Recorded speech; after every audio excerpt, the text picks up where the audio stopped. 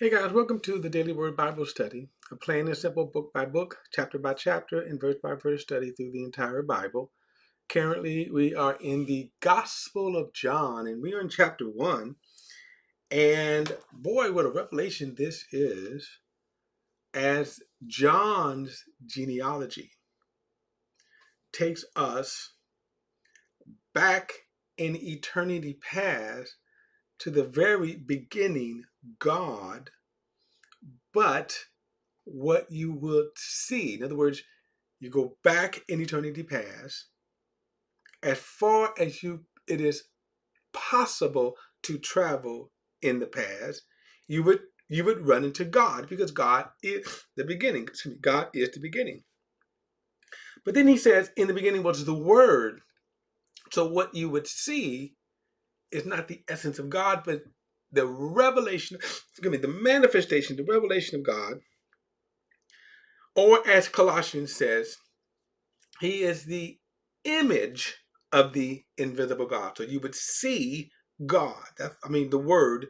You would see Jesus, you would see the Word, because he is the image of the invisible God. Okay, so that's Jesus' genealogy.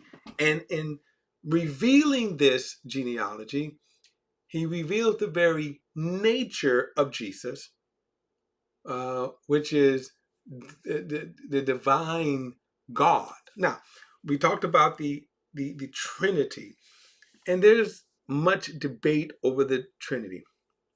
And even if you don't want to use the word Trinity, because people get caught up, Trinity is a theological term, and it's just like with all academics, when you study something and you research something, whatever, and you coin terms.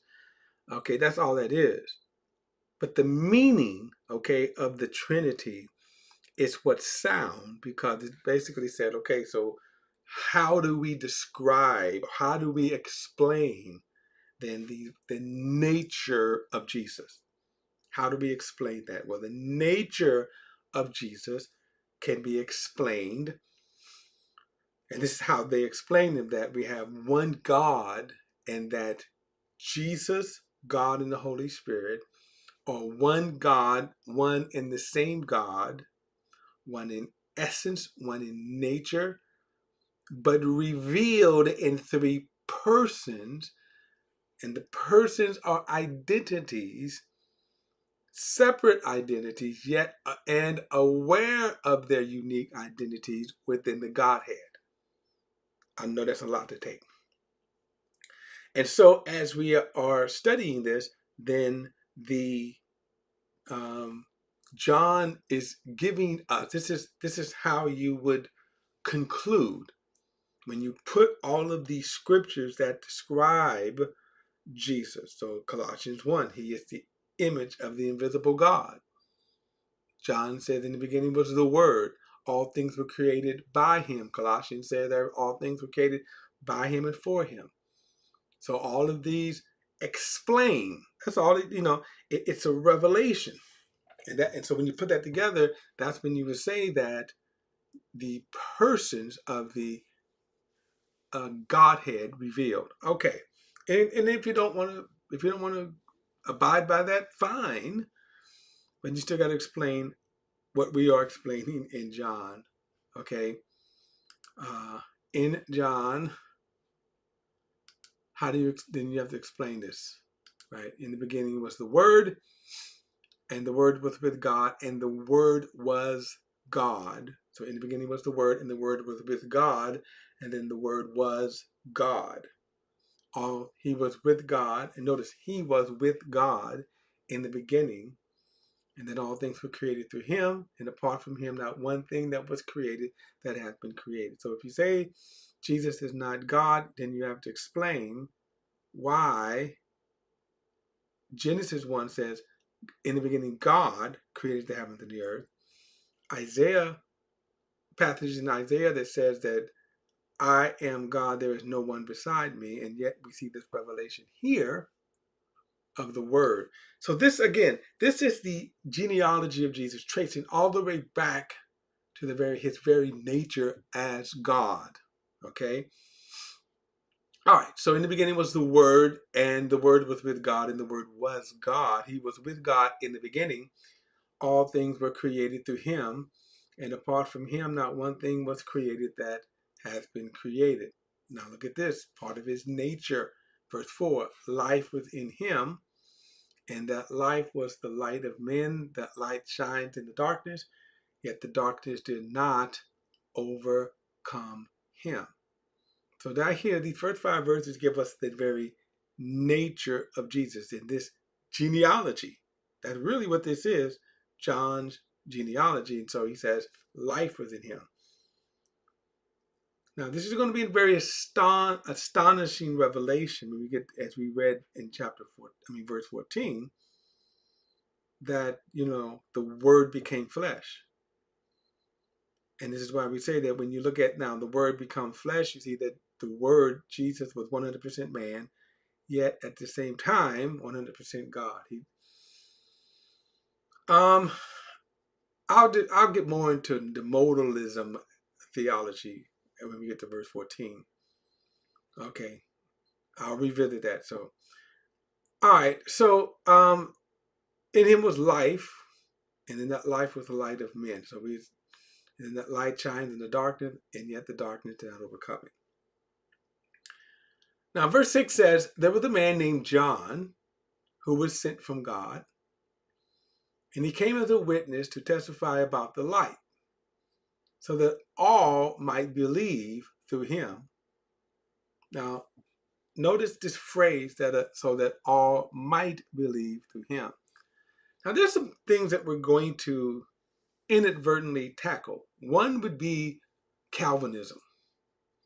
And one of the things about Calvinism, and I'm going to probably save the bulk of this for John 6, because that's a crown jewel chapter. Okay? And so notice that the purpose he came as a witness to testify about the light, so that all might believe through him. So John's testimony was given so that what? You might believe. Look at verse 8. He was not that light, but he came to testify about the light, the true light, who gives light to everyone, was coming into the world. Okay? Now, this term world here is, there are a couple of, there's the cosmos, there is the kind of the stellar star, and the essence kind of the term world is kind of an organized system. So whatever you attach to it is an organized system. So when we think about the universe is an organized system. There are galaxies orbiting all around, right? Hundreds of billions of galaxies, we're told, but in an orderly system, not chaotic. And then there is the systems of the world. And that's going to be very important. The systems of the world, the organized governments, the organized institutions such as the financial institutions, all these different institutions that make up in the world. Okay, then also the people of the world. And then you can always tell the context tells us what is meant here. So in other words, we have one word for world, but yet at the same time, you have the people of the world, right? And we'll see that. And then you have the systems of the world, and then as well as the stars and the moon.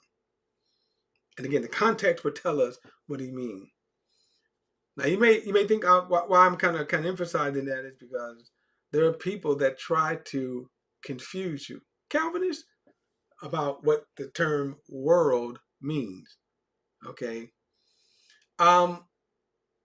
So the true light who gives light to everyone was coming into the world, meaning the what? Systems of the world of this planet. He said, then verse 10, he was in the world. He was in the world. And the world was created through him. So even the systems of the world were created through Jesus.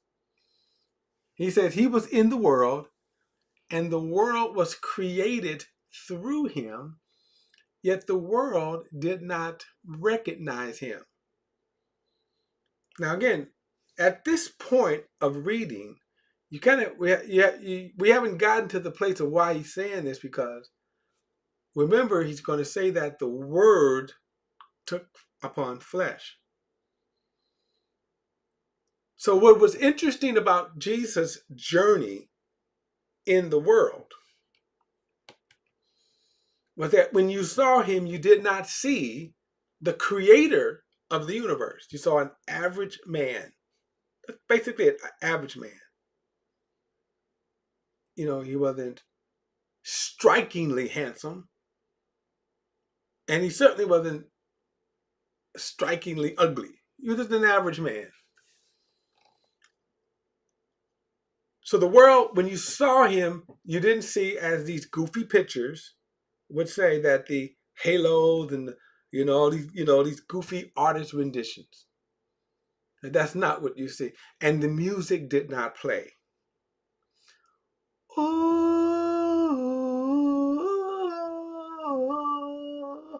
the music did not play. Like when you came across him, there was not some air that kind of oozed from him, and he walked around with glazed eyes, right? And there's just something about him that makes you melt. He was an average man, average looking man. The world did not recognize him. They didn't see the Son of God. Okay. Then he says he came to his own, meaning the Jewish people, and his own people did not receive him. In fact, they reject him the most. But then notice this statement here. But to all who received him, he gave them the right to be children of God, to those who believe in his name. Okay. So it's kind of laying out really the kind of almost the format of the gospel. So all who received, notice, all who did, they say he came into his own, but his own did not receive him, but to all who did receive him. Now we're going to explain this later. How do you receive him? He said he gave them the right to be children of God. So those who received him, he gave the right to be children of God, even to those who believed in his name. So those who believed in his name. Nothing else. And I say that this is the continuity. The word believe here is the word for faith. So faith and belief is interchangeable. Belief is a verb, while faith is the noun. And what we're going to see, that this word belief and faith are in John some 98 times. And I say that because he's laying out to us what salvation is. And then we're going to explain this in great detail through the Gospel of John. So basically, this is why the Word came. That all who received him, he gave right to be the children of God, to those that believed in his name. So the continuity, because here's the thing. Now in Romans 10:9 it said that if thou shalt confess with thy mouth the Lord Jesus and believe in thy heart that God is raised him from the dead, thou shalt be saved. And the reason why I kind of stress that, I brought that up is because, the confession, is good if you have a mouth, if you have a tongue. But not everybody has a mouth and a tongue. I'm serious. I saw a video, and I saw this one, and it says he was born this way without his lower, from his nose down. All of this is gone. Now I used to see a guy around the area here that looked exactly like that, but that was the result of a shotgun. He shot. Okay. And believe it or not, that man found love. Anyway, okay. Excuse me. So he says, but all who received him, he gave them right to be the children of God.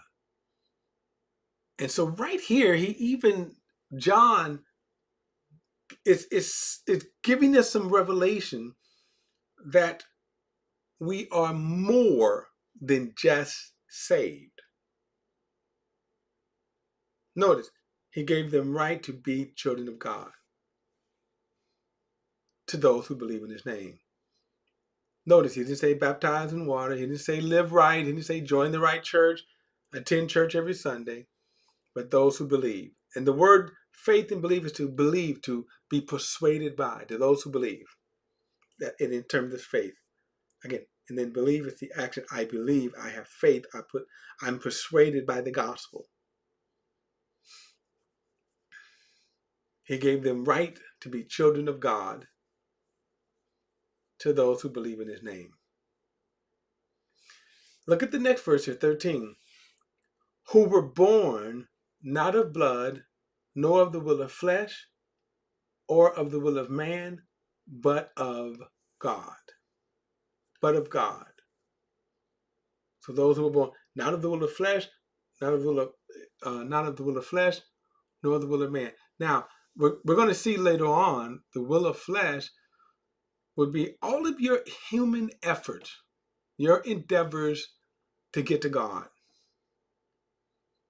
But notice this term here, who were born. Now, Jesus will later use the term born again.